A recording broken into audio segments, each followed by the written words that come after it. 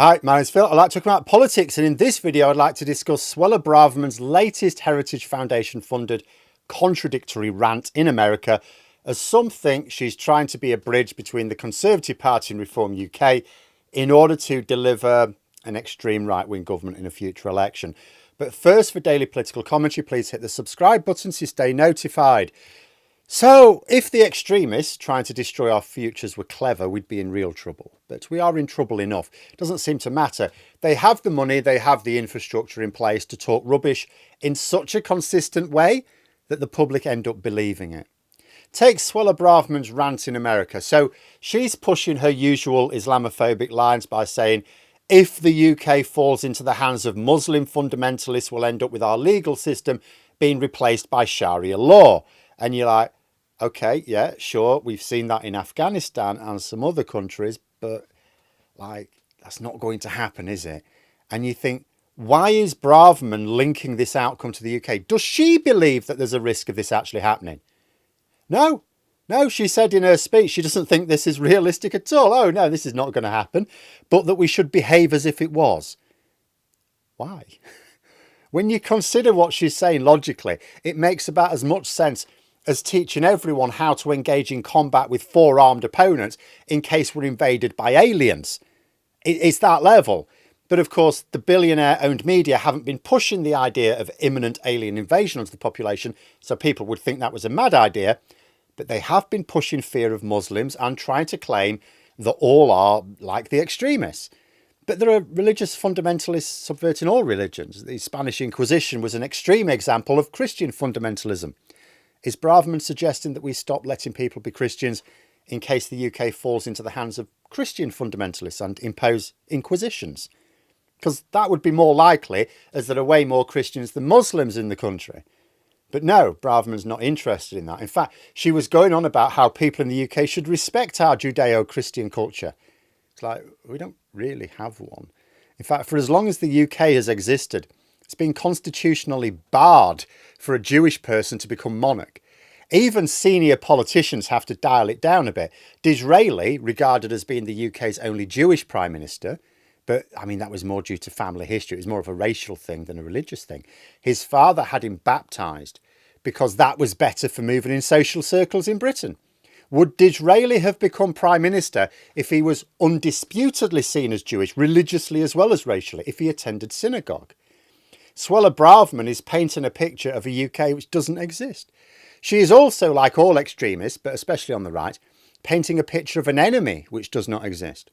In order to protect ourselves from the imaginary enemy, we must forge the imaginary future where everyone is happy and everyone's well, at the same time as, paradoxically, even more money goes to the billionaire class and the environment is sacrificed completely.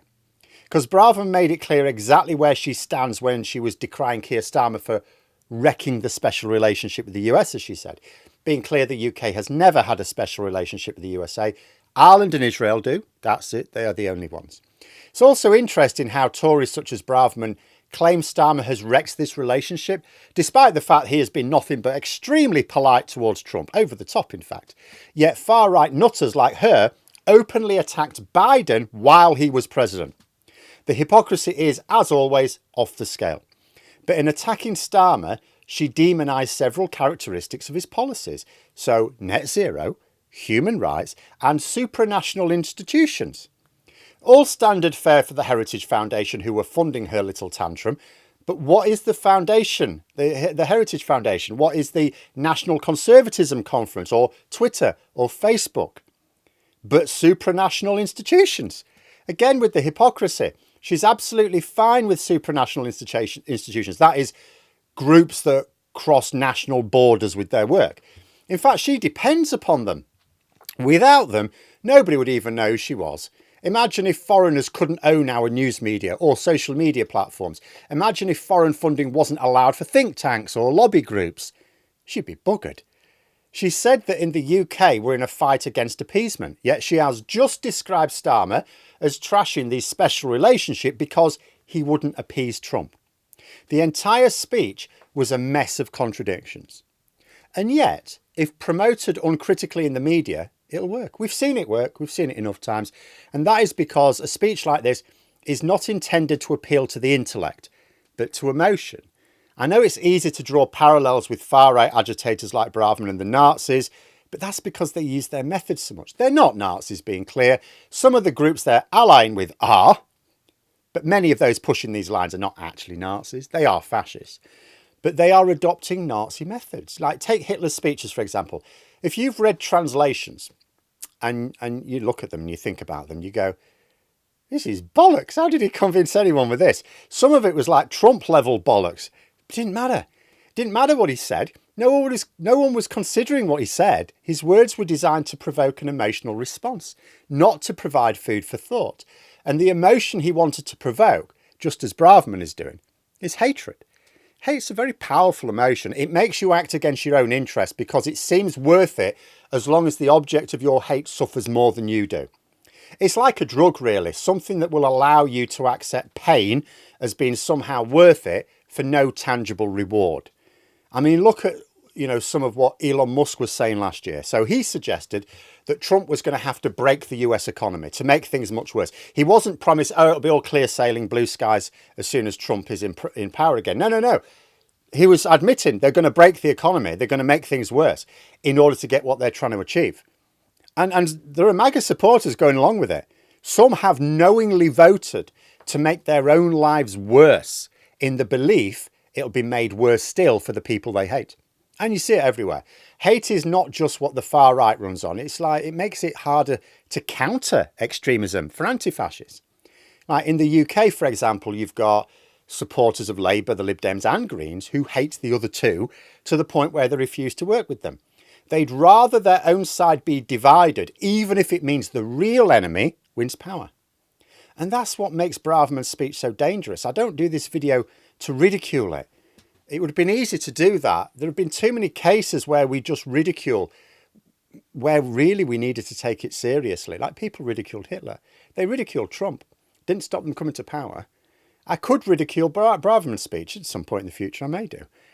It was completely contradictory. It was ridiculous. But we should counter the threat of Muslim fundamentalists, which she's saying she doesn't believe is a realistic threat. It's like, we should trash all relations with the USA when a Democrat is in the White House, but appease them when it's a Republican. And that's in Britain's interest. How? It invites ridicule. But that's when you think about what she said. If you look at the words, like if you were to look at a speech and just read it and think about it, that's what you'll get. But her target audience aren't thinking about what she said. They're feeling her words, not analysing them. And the words are fashioned in order to make downtrodden people hate other downtrodden people and convince them that the people who will save them are the ones treading down on them. That didn't work well for Trump supporters during his first term, yet they still think he's going to save them. It won't work out for them during this second term, be even worse. And yet they'll still think it's someone else that's blocking him from saving them. It won't work out for Reform UK supporters if they get their wish over here. It never does. Like, how many times do we have to observe authoritarian states crushing the rights and lives of their citizens before we realise that authoritarianism does that 100% of the time? And how long before we realise that if we want to fight against it, we need allies? That means working with people you might not like on a personal level, or you might not agree on X, Y, or Z, but recognising that they are largely on your side. Because the far right are organised and they're very well funded. All we have is superior numbers. But that counts for nothing if you won't work together because of some ideological bullshit. But there we are. Those are my thoughts. Let me know yours in the comments below. If you've enjoyed the video, please click the like button and subscribe for further content. If you'd like to support the channel further, you can click the join button for memberships. Thanks for watching, and until next time, I'll see you later.